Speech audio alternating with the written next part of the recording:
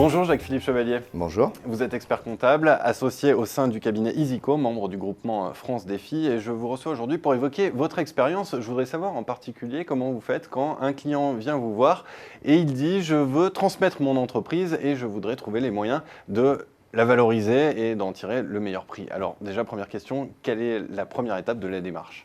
Je crois que la première étape de la démarche, c'est la préparation à la session. On se rend compte qu'en réalité, les aspects psychologiques sont fondamentaux. C'est est-ce que je suis prêt à vendre ? Est-ce que j'ai réfléchi à ce que je vais faire ? Est-ce que j'ai des projets après ? Est-ce que tout ça sur le plan familial est déjà vu et paraît harmonieux ? Est-ce que je ne vais pas avoir une rupture sociale brutale ?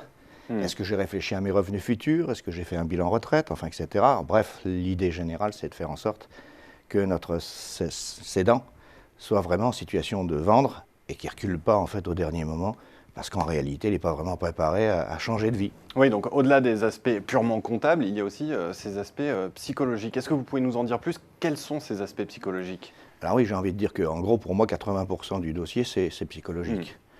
Quand les conditions sont réunies, alors les conditions, c'est quoi ? On vient d'en parler pour le cédant.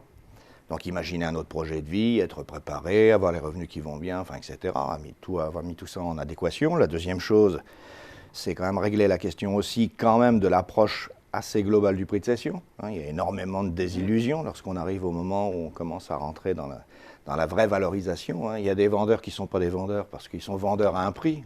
Je suppose que tout le monde a déjà eu cette réflexion. Oui, moi je suis tout à fait prêt à vendre tel objet, à condition qu'on m'en donne un prix qui n'est évidemment pas le prix du marché.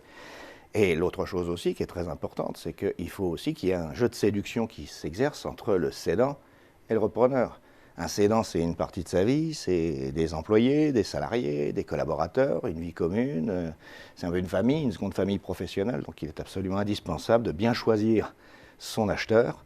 Et pour ça, ça passe d'abord par le fait de le reconnaître professionnellement, personnellement, humainement, très souvent. Donc tout ça est très très important. Une fois qu'on a déjà réglé ces questions-là, on est pas mal avancé dans l'opération. Après, je dirais que le monde appartient après plus au comptable, mais c'est à ce moment-là que ça se joue vraiment, pour éviter les reculs de dernière minute. Alors justement, on va parler des aspects comptables. Une fois que ces aspects psychologiques sont traités, comment valoriser l'entreprise ? Pour reprendre une expression consacrée, comment rendre la mariée belle ?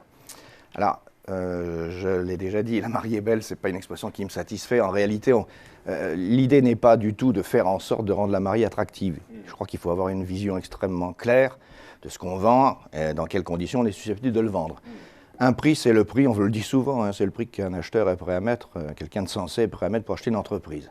Aujourd'hui, la plupart des pièges, c'est quoi ? C'est une surévaluation dans l'esprit du chef d'entreprise. Et là, l'expert comptable a une responsabilité, parce qu'il ne doit pas laisser partir son client sur des valorisations qui font plaisir au client, mais qui n'ont aucune chance d'aboutir. C'est un peu comme en matière de vente de biens immobiliers, c'est la même chose. Deuxième aspect des choses, l'évaluation d'entreprise n'est pas une science exacte, on croise un certain nombre de paramètres, et aujourd'hui il y en a un qui est brutal, d'une brutalité absolue, c'est le financement. Si votre entreprise ne sort pas des résultats qui permettent en fait de payer la dette senior, donc si vous n'avez pas un apport cash qui permet d'avoir un niveau d'endettement qui vous permet de payer cette dette senior, votre dossier, votre valorisation sont complètement obsolètes et ne pourront jamais passer. Donc ça c'est extrêmement important.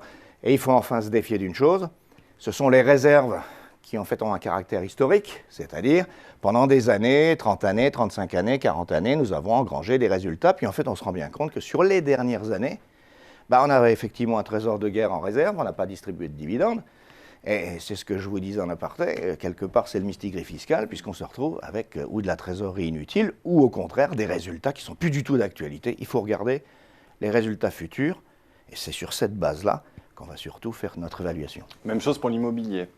Même chose pour l'immobilier. Alors évidemment, en matière immobilière, on sait bien que l'immobilier alourdit la note. Acheter et l'entreprise et l'immobilier, c'est quelque chose qui n'est pas très facile. Donc en général, on essaye de préparer un montage qui va faire qu'à un moment donné, soit dès l'origine, soit en cours de parcours, on va faire en sorte que l'immobilier et l'entreprise elle-même soient plutôt séparés. D'ailleurs, souvent, l'immobilier revient au patrimoine familial. On envisage plutôt ça comme un immeuble de rapport et de la transmission aux enfants, sauf évidemment dans les cas où il s'agit d'immobilier spécifique. Je pense à des usines, des ateliers, etc., qu'on ne trouve pas dans le parc habituel de l'investisseur privé. Pour conclure, vous qui accompagnez des entreprises au moment de la transmission d'entreprise, est-ce que vous pouvez nous dire en quelques mots quelles sont les bonnes pratiques en matière d'accompagnement ?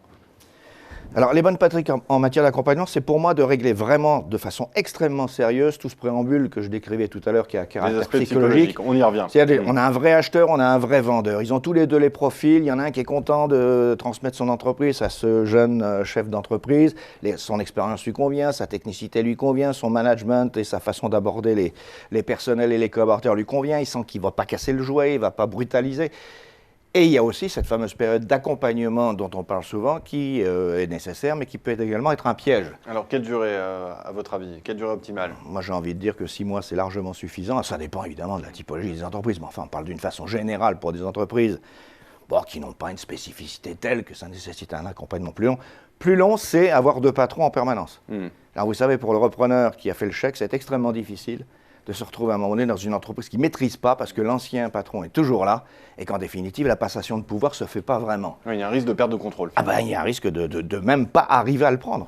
Hein? Donc ça, j'ai déjà vu dans un certain nombre d'entreprises. C'est pour ça qu'il faut un accompagnement, mais je dirais plutôt un peu derrière le rideau pour aller voir les fournisseurs, les clients, etc. Veiller à ce que les choses se passent bien, donner du conseil, être conseil du patron, mais pas avoir, à mon avis, une présence réelle, un peu comme si rien n'avait changé entre la période du précédent propriétaire et du repreneur. Eh bien, Jacques-Philippe Chevalier, merci d'être venu partager votre expérience sur Xerfi Canal. Merci. Je vous en prie.